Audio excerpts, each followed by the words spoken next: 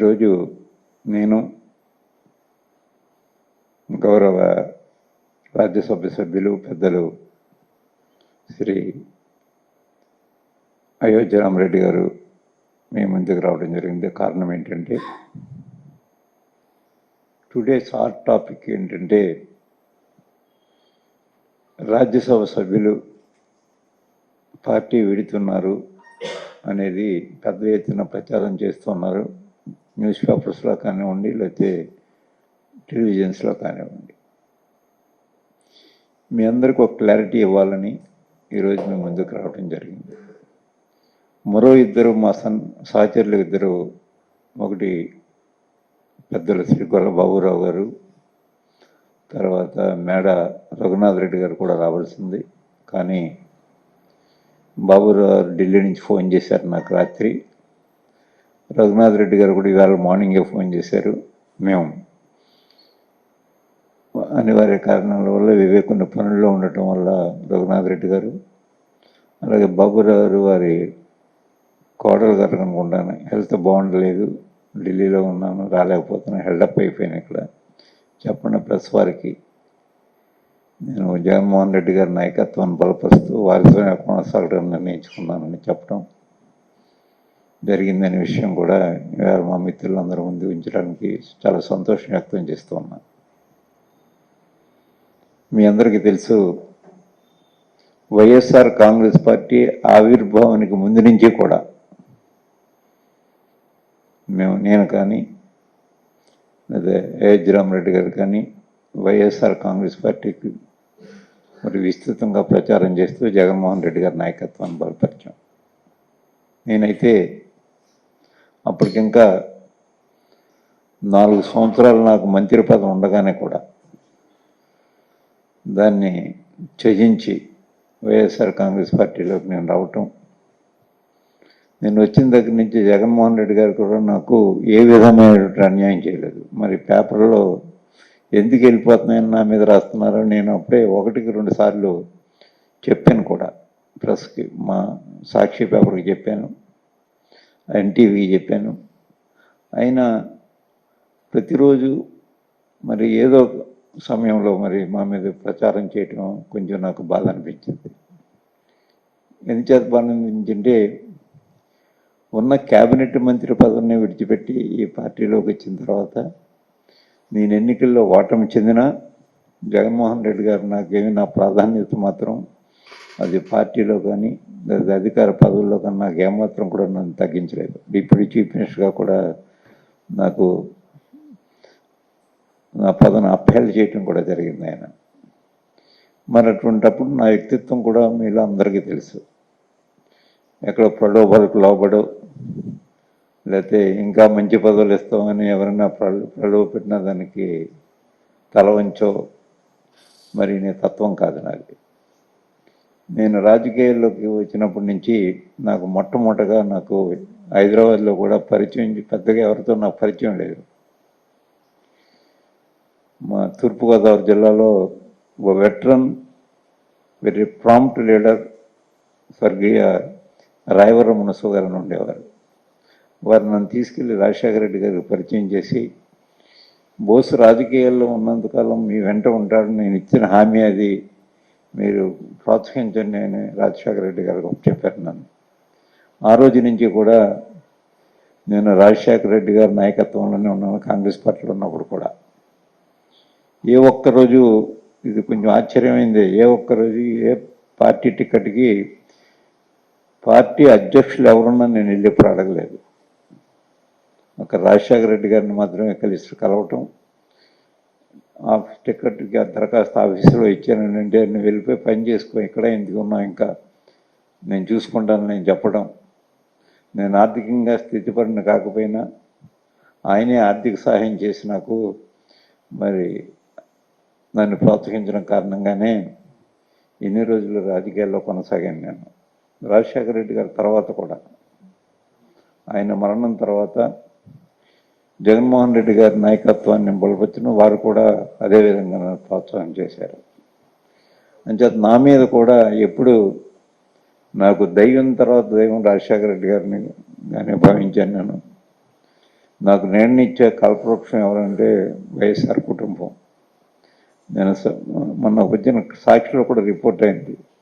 ఆర్థికంగా నేను పేదవాడినైనా మరి విధేయతలో మాత్రం నేను సంపన్నున్నే అనే మాట కూడా నేను మాట్లాడితే అది శీర్షిక పెట్టి సాక్షి పేపర్ కూడా మరి వార్త ప్రచురించడం జరిగింది. అయినప్పటికీ ఇంకా దయచేసి నేను మిమ్మల్ని అందరినీ కోరేది ఏంటంటే, నేను ఎప్పుడు అందుబాటులో ఉండేవాడిని, అనునిత్యం ప్రజలతో తిరిగేవాడిని.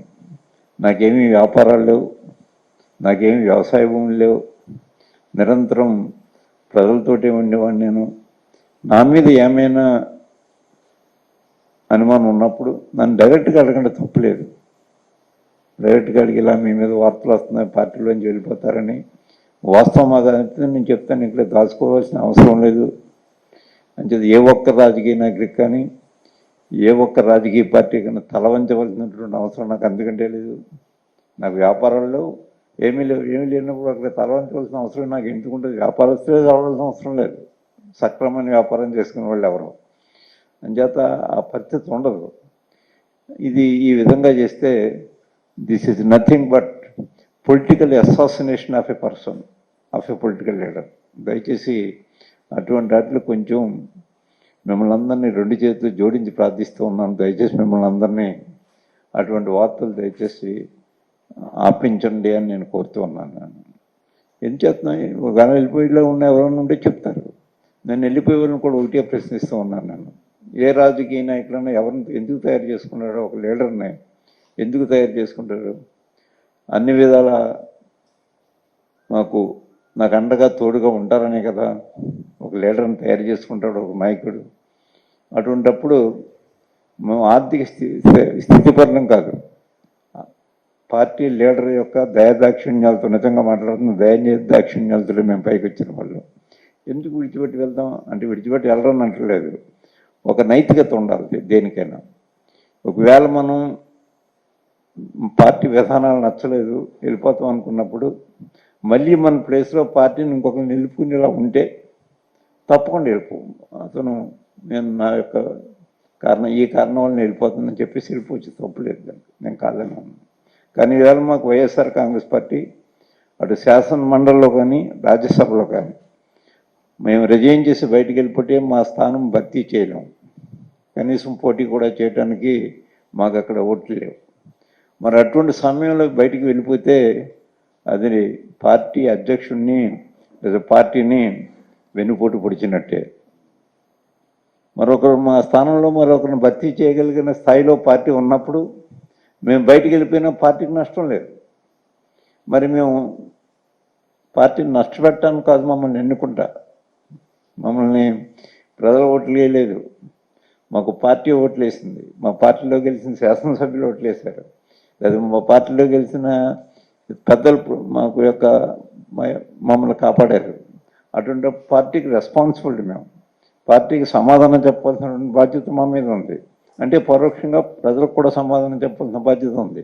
మా ప్లేసు భర్తీ చేయటం వచ్చినప్పుడు ఆ పార్టీ ఆ భర్తీ చేసుకునే పరిస్థితిలో లేనప్పుడు అది పార్టీని హత్య చేయటం లాంటిదే, పార్టీ అధ్యక్షుడిని వెన్నుపోటు పడవడం లాంటిదే అది. అందుచేత అంత కృతజ్ఞహీనులు మాత్రం కాదు మేము.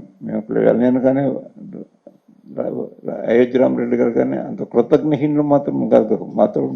మాతో ఉన్న వాళ్ళు ఎవరో ఒకరో ఇద్దరు వెళ్ళిపోయి ఉంటే ఇదొక్క విషయం ఆలోచన చేయాలి. ఇప్పుడు ఎవరినైనా నేను కోరేది ఏంటంటే, మీ స్థానం మళ్ళీ భర్తీ చేయడానికి ఇవాళ ఈ పార్టీకి అవకాశం ఉందా చెప్పండి మీరే. అవకాశం లేదు.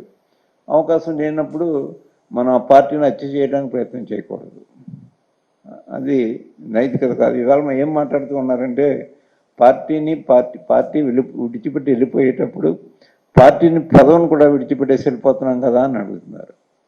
అది నైతికత అంటే మాత్రం నేను అంగీకరించలేను దాన్ని. ఇప్పుడు ఆ ఖాళీని, ఆ పదవిని మరొక పార్టీ సభ్యునితో మేము నామినేట్ చేయగలిగినటువంటి పరిస్థితి పార్టీకి ఉన్నప్పుడు వెళ్ళిపోయినా మా నైతికత అది పార్టీని విడిచిపెట్టి బయటికి వెళ్ళిపోయి ఉండొచ్చు. ఇది కాదు కాబట్టి దాన్ని మరి తీవ్రంగా మాత్రం మేము ఖండిస్తున్నాం. అటువంటివి అది నైతిక అర్హత మాత్రం కాదు, నైతికతకి దీనికి అసలు సంబంధం లేదు. దయచేసి ఒక్క నిమిషం ఆగి ఆలోచించండి అని పార్టీలోంచి బయటికి వెళ్ళిపోయే వాళ్ళు ఎవరి నుండి వారికి కూడా నేను విజ్ఞప్తి చేస్తూ ఉన్నాను. ముఖ్యంగా మేము ఇవాళ వైఎస్ఆర్ కాంగ్రెస్ పార్టీ కానీ లేకపోతే ఈ దేశంలో సమాజ్వాదీ పార్టీ కానీ డిఎంకే కానీ అన్నాడీఎంకే కానీ లేదా బీజేపీ కానీ ఏ పార్టీ అన్నా అని ఓడిపోయింది మళ్ళీ గెలుస్తాం. జయాపజయాలు అశాశ్వతం మాత్రం కాదు. కేవలం 2 సీట్లే శాసనసభలో ఉండి డిఎంకే అధికారంలోకి రాలేదా, 2 సీట్లే పార్లమెంట్లో ఉండి మరి వేళ దేశాన్ని పరిపాలించట్లేదా బీజేపీ? ఇదేమీ అశాశ్వతం మాత్రం కాదు. మా పరాజయం శాశ్వతం కాదు, ఒకవేళ నెగ్గిన శాశ్వతం కాదు. అలా వస్తుంటే రాజకీయాల్లో జయాపజయాలనేది అత్యంత సహజమైనటువంటి ఓ ప్రక్రియ. ఈ ప్రక్రియ గెలిచినప్పుడు పొంగిపోయి ఓడిపోతే మరి దిగాలు పడిపోవడం రాజకీయ నాయకుల యొక్క లక్షణం కూడా కాదు. స్పోర్టివ్ స్పిరిట్ తోటి ఉండాలి. మేము స్పోర్టివ్ స్పిరిట్ తోటి ఉన్నాం. అంటే దయచేసి మా మీద రాసినటువంటి ఏదో ఊహాగానాలన్నీ కూడా స్వస్తి పథకండి అని మిమ్మల్ని కోరుతూ ఉన్నాను. వైఎస్ఆర్ కాంగ్రెస్ పార్టీ అధ్యక్షులు జగన్మోహన్ రెడ్డి గారి నాయకత్వాన్ని నేనైతే రాజకీయాల్లో ఉన్నంతకాలం వారితోటే ఉంటాను. దాంట్లో ఏ విధమైనటువంటి తేడా లేదు అనే మాట మరొక్కసారి మీ అందరి ముందు స్పష్టం చేసి చెప్పడానికి మాత్రమే వేళ ఉదయం మరి బయలుదేరి మరి విజయవాడ రావడం జరిగింది. మా పార్టీ ఆఫీస్లో చెప్దాం.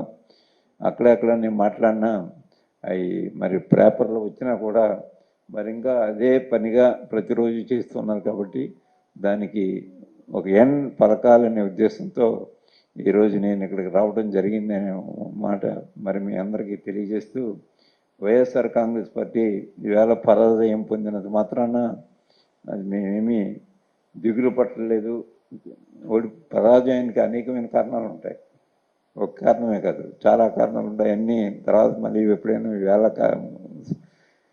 మొట్టమొదటి సబ్జెక్ట్ ఏంటంటే మేము పార్టీని వీడి వెళ్ళటం లేదన్నది మళ్ళీ డైల్యూట్ కాకుండా ఉండకూడదు అని రెండో విషయం నేను మాట్లాడలేదు. ఇక్కడ 100కి 100 పళ్ళు జగన్మోహన్ రెడ్డి గారి నాయకత్వాన్ని బలపరుస్తాం మేము రాజకీయాల్లో ఉన్నంతకాలం అనే మాట మరొక్కసారి తెలియజేస్తూ